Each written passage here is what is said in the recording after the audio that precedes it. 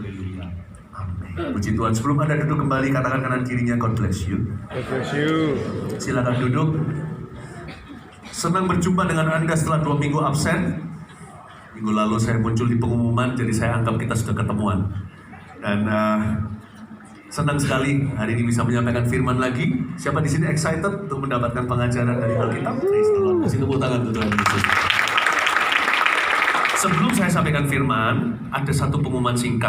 Karena kita belum pernah mengambil waktu khusus untuk komunikasi hati ke hati soal semua yang kita lalui bersama tahun lalu. Jadi ini penting sekali, selain juga klarifikasi di hati beberapa orang, bisa menjadi jawaban di hati banyak jemaat, ya. Saya nggak panjang lebar, saya persilahkan selaku Sekretaris Sinode Pak Samuel Handoko to take the stage. Silakan. Kita kasih tepuk tangan untuk Pak Samuel. Thank you, Pak Samuel. Shalom Bapak Ibu Saudara sekalian. Kalau saudara masih belum ini lambaikan tanganmu, katakan shalom. Shalom. Berikan kemuliaan untuk nama Tuhan. Saya ingin mengambil kesempatan untuk menjelaskan kepada saudara tentang perubahan yang terjadi di Gereja Mars Sharon serta status keberadaan Gereja Mars Sharon di Surabaya Barat ini dan yang beribadah di tempat ini. Semua terjadi oleh karena surat keputusan Sinode Gereja Mawar Sharon. Nah, sebelum saya membacakan surat keputusan tersebut, saya ingin menceritakan secara kronologis sampai diterbitkannya surat keputusan tersebut. Yang pertama dimulai pada tanggal 3 September tahun 2019, jadi tahun lalu. Pastor Yusuf sebagai Ketua Sinode dan Gembala Senior dari Gereja Mars Sharon mengundang seluruh hamba-hamba Tuhan, full-timer dan staf Gereja Mars Sharon yang berada di Surabaya dan mengumumkan untuk membentuk wilayah pelayanan yang terpisah antara Pastor Yusuf dan Pastor Philip. Keputusan tersebut diresponi dengan keberatan hati dari sebagian besar hamba-hamba Tuhan yang hadir. Dan saat itu juga Pastor Philip memohon supaya Pastor Yusuf tidak menjalankan agenda tersebut. Tetapi rupanya Pastor Yusuf sudah berbulat hati dengan keputusan tersebut, sehingga pada tanggal 17 September 2019, Pastor Yusuf kembali mengumpulkan hamba-hamba Tuhan, full-timer dan staf GMS Surabaya, dan menjelaskan bahwa keputusan tersebut bukanlah perpecahan, melainkan hanya pemisahan wilayah. Dan pada kali yang ketiga, yaitu pada tanggal 17 Oktober 2019, Pastor Yusuf di depan seluruh hamba-hamba Tuhan dan full-timer serta staf GMS yang berada di Surabaya menegaskan bahwa keputusan tersebut harus direalisasikan tanggal 1 Januari 2020. Dan karena itu di dalam kurun waktu Oktober 2019 sampai 1 Januari 2020 dibentuk tim transisi untuk memuluskan realisasi dari keputusan tersebut. Dan hari itu melihat kebulatan hati dari Pastor Yusuf, maka Pastor Philip memilih untuk mengikuti keputusan tersebut. Nah, karena itu diterbitkanlah surat keputusan sinode yang akan saya bacakan. Ya, yang pertama dikatakan sebagai surat keputusan Badan Pengurus Sinode Gereja Mars Sharon nomor 094/SK/angka Romawi 10/2019/SKG/LAT tentang pembentukan wilayah penggembalaan otonom. Saya langsung lompat sampai ke bagian keputusan, ya.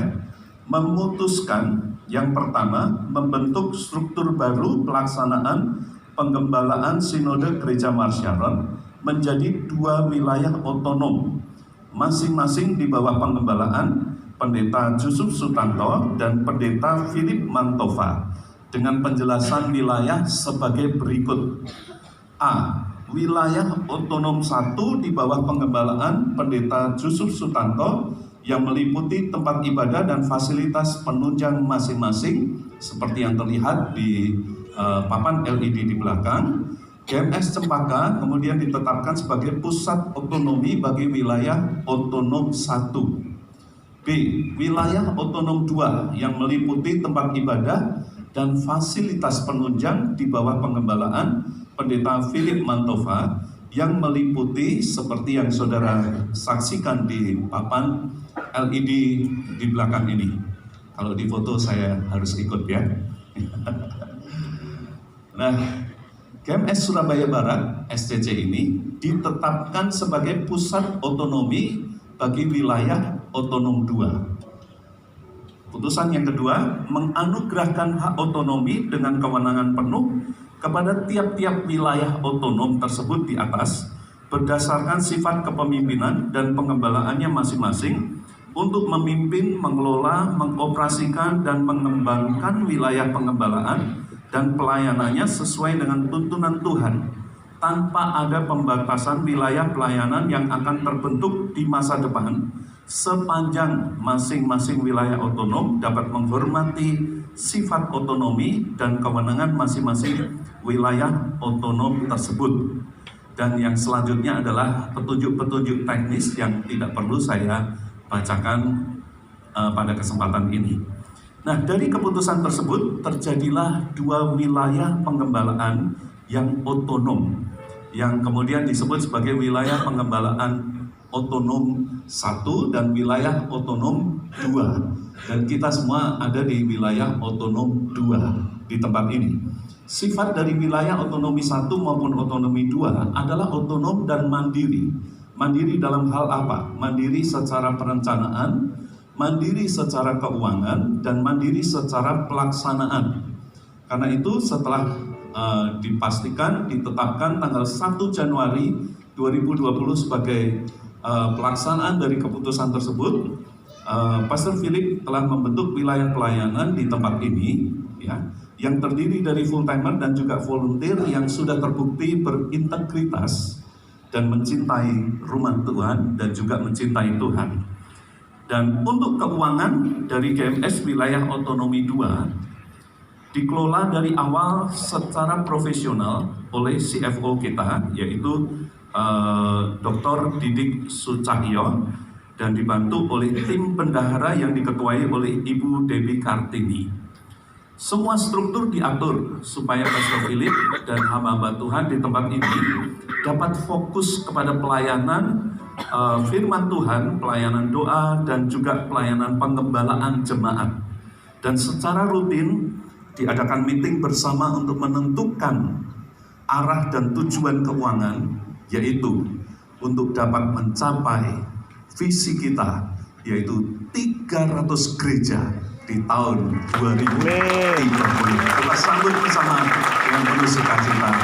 Tuhan memberkati. Haleluya. Haleluya. Ini waktunya kita untuk bekerja untuk Tuhan.